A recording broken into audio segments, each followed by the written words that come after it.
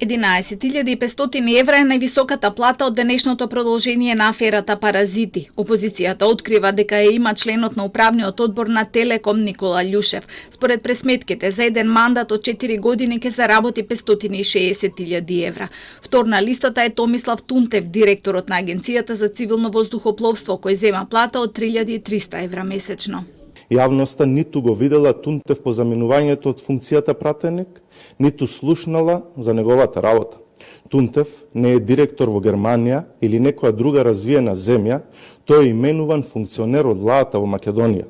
Во Македонија, во која што народот не може да се прехрани, а тој зема годишна плата од 40.000 евра и за еден мандат ќе инкасира цели 160.000 евра. Трети директорот на ПУИК Зоран Ѓоргиев со месечна плата од 1.700 евра. Последен на денешната листа се најде Љупчо Зиков, за кого вела дека е дежурен аналитичар на власта, а во принцип именуван функционер, кој месечно од МЕПСО зема 80.000 денари.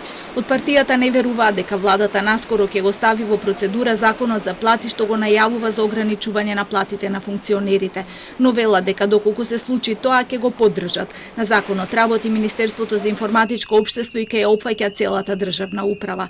Премиерот денеска и самиот призна дека платите се неконзистентни и дека има предпријатија кои работат со загуба, а раководствата земаат плати поголеми од министерските. Функционерските плати и партиските вработувања стана актуелни по скандалот со МНАФ, по кој опозицијата ги објави платите на директорите кои таму се движат од 4 до 6.000 евра.